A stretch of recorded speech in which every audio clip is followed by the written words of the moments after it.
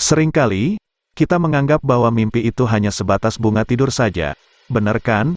Padahal dalam kitab-kitab ulama kita, banyak sekali nasihat yang disampaikan melalui perantara mimpi, seperti mimpi orang-orang yang soleh. Pada video ini, kita akan meresapi nasihat penting yang disampaikan lewat mimpi 3 orang soleh. 1. Abu Bakar Ash-Shibli. Abu Bakar Ash-Shibli merupakan salah satu tokoh sufi besar yang hidup di akhir abad ketiga Hijriah di Baghdad.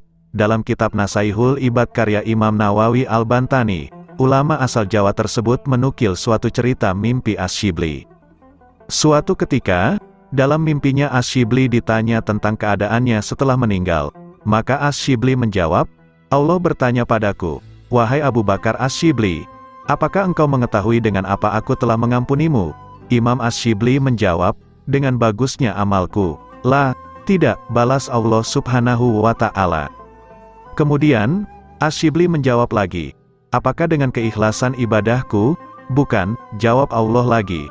Ash-Shibli kembali menjawab, "Apakah dengan haji, atau puasa dan sholatku?"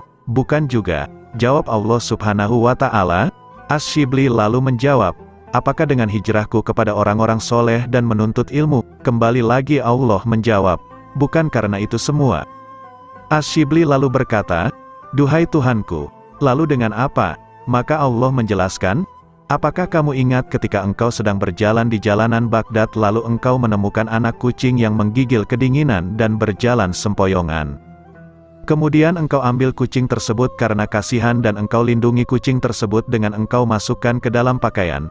Ash-Shibli lalu menjawab, "Ya, aku ingat itu." Lalu dengan tegas Allah berkata, "Dengan kasih sayangmu terhadap kucing itu, maka aku mengasihimu." 2. Sayyidina Umar radhiyallahu anhu. Dalam kitab Al-Mawaid Al-Usfuriyah Hefuriyah, Syekh Muhammad bin Abu Bakar mengutip satu cerita tentang Sayyidina Umar radhiyallahu anhu. Suatu waktu ketika Sayyidina Umar radhiyallahu anhu sedang berjalan di jalan desa, ia melihat seorang anak kecil yang sedang memainkan burung di tangannya. Melihat hal tersebut Sayyidina Umar radhiyallahu anhu merasa kasihan kepada burung tersebut.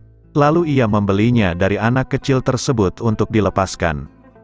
Singkat cerita, tatkala Sayyidina Umar radhiyallahu anhu meninggal, banyak orang yang bermimpi ketemu Sayyidina Umar radhiyallahu anhu dan bertanya keadaannya, "Apa yang Allah lakukan kepadamu?"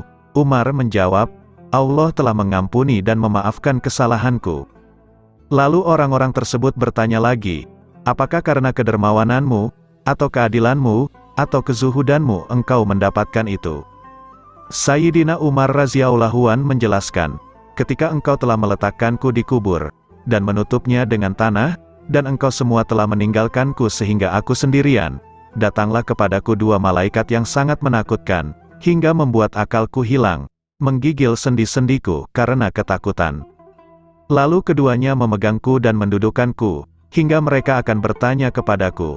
Maka saat itu aku mendengar seruan yang tidak terlihat sosok yang menyeru, 'Kalian berdua tinggalkan hambaku dan jangan kalian berdua menakutinya, karena sesungguhnya aku telah merahmatinya dan aku telah memaafkan kesalahannya.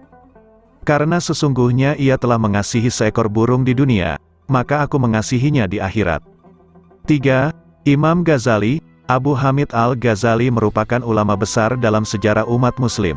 Ulama yang meninggal pada tahun 1111 Masehi ini telah menulis banyak karya dalam keislaman, mulai dari ilmu kalam, filsafat, usul fiqh dan lain sebagainya.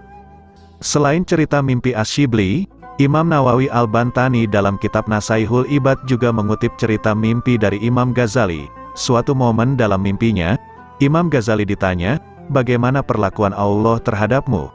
Beliau menjawab, "Allah membawaku ke hadapannya, lalu Allah berfirman kepadaku, 'Lantaran apa aku membawamu ke sisiku?'" Imam Al-Ghazali menjawab, "Ia menjawab semua kehebatan, ibadah dan semua amalan-amalan sufinya di depan Allah. Lalu Allah pun berfirman, 'Kami tidak menerimanya. Sesungguhnya yang kami terima darimu adalah, pada suatu waktu, ada seekor lalat hinggap pada wadah tintamu untuk meminumnya, padahal saat itu dirimu sedang menulis. Lalu kamu menghentikan aktivitas menulismu, hingga lalat itu selesai meminumnya. Kamu lakukan itu karena kasihan terhadap lalat tersebut. Kemudian Allah memerintahkan, bawalah hambaku ini ke surga. Ketiga cerita mimpi orang soleh di atas memberi pelajaran berharga kepada kita. Pertama, sekecil apapun perbuatan kita di dunia ini, pasti Allah balas. Kedua, mengasihi makhluk Allah adalah kunci utama keselamatan kita kelak di hari kiamat. Sampai di sini perjumpaan kita kali ini, semoga kawan-kawan semua bisa terhibur dan mengambil pelajaran. Jangan lupa di-support channel ini supaya terus berkembang dengan cara di-like dan subscribe-nya ya kawan-kawan. Wassalam.